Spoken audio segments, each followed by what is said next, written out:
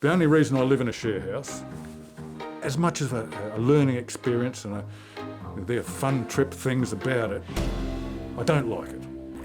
Get me a cup of tea and my cigarette and my book and we'll be fine. This is a share house where there's 3 bedrooms and a study, a backyard complete with chickens, a cat and a cactus. There's also Gwyn. I like interacting socially with people, but in small bursts. There's Jan. There's Jan's chooks. I think I've managed to speak chicken fairly well. It seems to be working because they do respond. There's John. He can be quite a challenging person at times, just due to his personality and the person he is. Most people in share houses have basically taken a big punt on whether they can trust the people around them, and a lot of the time that trust is broken because, well, I don't know what the requirements for language here. You might have to bleep this bit. There's some fuckheads out there. And there's Morgana Legay. The fourth housemate, the fourth housemate would be Morgana, I think.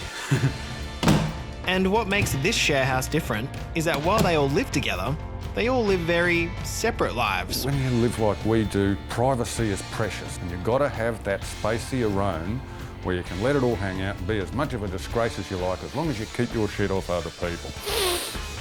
This is the private house.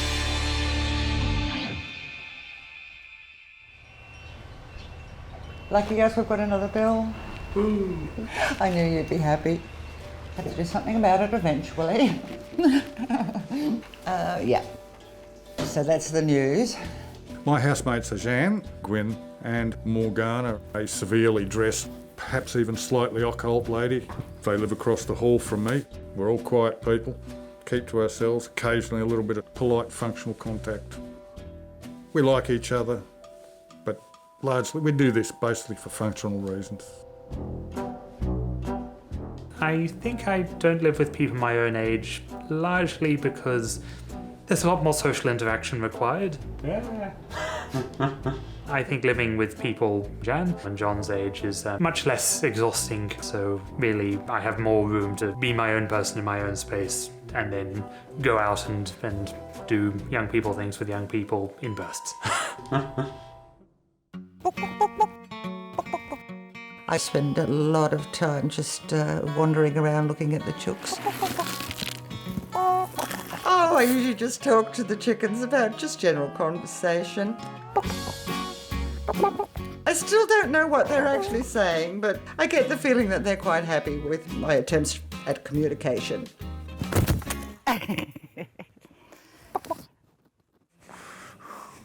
Where's my fucking pen? I'd have one on me if it were for real. I do performance poetry, rather less often than someone who fancies himself a performance poet should. Oh, do you want me to start the actual simulation of practicing my poetry, which I will not do with anyone else around, so this is clearly a simulation. So, you want me to do some poetry? We'll do it together, but first we have to find some. I saw some in a magazine. It was slick, sweet and smooth with cool lines like Vorsprung Durchschnitt, and it had 6 speeds and a folding metal roof, and we could glide through unknown cities and consider giving passers-by the finger. Yes, together we could do... No, forgot to bloody rewrite. Fuck. Let's see. Okay.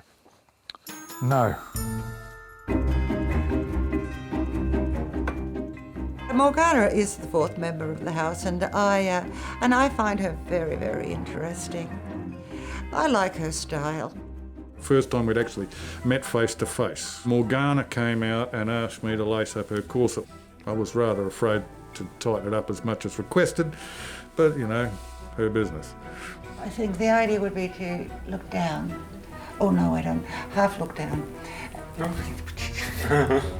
Morgana is my drag persona and sorceress extraordinaire. She spreads her malign influence across the household and drunkenly drifts through the shared areas of the house, leaving a trail of glitter, black tinsel and booze. And the occasional broken heel. Okay, this isn't too tight, I hope. Oh no, just lost it all.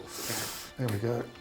That sort of thing's an identity thing. I dress up as a bloke, even though I'm male, but I'm dressed up as a bloke. I'm pretending to be me, whoever the fuck that is. He's perhaps less pretending when she's Morgana. Issues of identity are central. Just, people who are dressing up are more honest about that. Now, is that acceptable? Yep, that's good. Okay, done. Thank you. Now, where's the wine? Well, the boundaries of personal space and private space have to be agreed for you to be able to live in a place.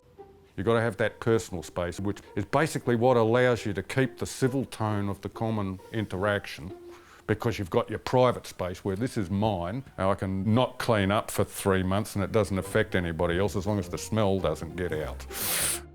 Personal and private spaces in the household aren't really rigorously enforced in any way. It's just, as we're all quite introverted people, it just tends to happen. I that way. disagree. If it wasn't enforced and people did not consider it a hard, enforceable boundary, there would be arguments with me.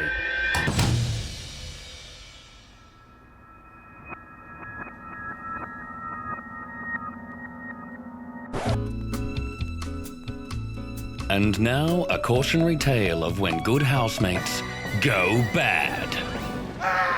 Based on true stories. One night, Marjorie was resting in her bedroom when she heard a man's voice in the house. She was curious as to whom her lovely housemate, Rosemary, had brought home. This was rare. Well done, Rosemary.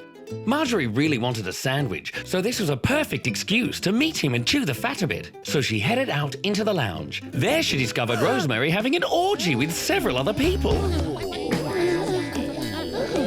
There were loins everywhere. It was awful. Marjorie was sizzling with embarrassment, but she wanted that sandwich. She decided she would not be foiled.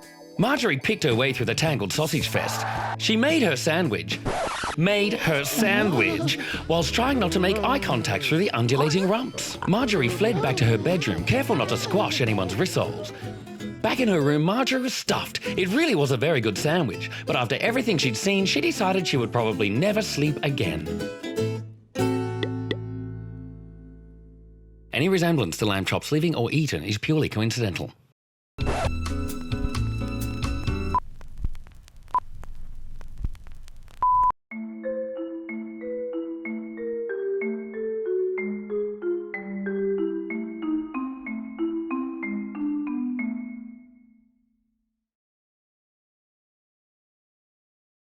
There was an incident with John involving a perceived transgression of the boundaries of his personal space. So that led to an incident which led to us giving him his 30 days notice.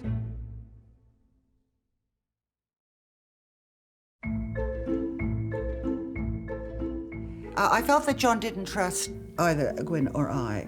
And that was very upsetting. And it also made me realise that it is impossible for any meaningful relationship if they think you're going to sneak into their room when they've gone out. So that's left 2 rooms for us to fill, his study, this room, and his bedroom.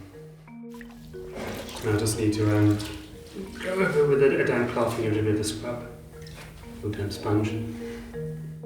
Sooner is better than later when it comes to finding new housemates, but for the time being, most of the burden will fall on Jan, as unfortunately I just don't have additional rent to cover the 2 rooms, so I can continue covering my room, but hopefully we find someone quickly, because the difference would have to go on to Jan, and she can't really cover it. What's the response been on Facebook? I've had a couple of actual people just sort of tag friends in it, which is quite useful. Oh, that's great. Oh, that's good. We'll definitely be continuing to look for people who are also quite quiet and reserved people as well, because we're still very much a household of introverts. I don't know if they know that we've got chickens. I did mention the chickens in the listings. But Yes. Perhaps we should get photos of the we'll have to get chickens. pictures of the chickens. I think Morgana would need to wait a while before being introduced to new housemates. But if I do find housemates who are more comfortable with people like Morgana, then I'm more than happy for them to meet her. With John gone and 2 spare rooms, could you live in this house with Jan, Gwyn, and Morgana? Morgana's opinion on new housemates varies depending on the housemates, but generally speaking, she's a fan of fresh meat. I think that's it for now.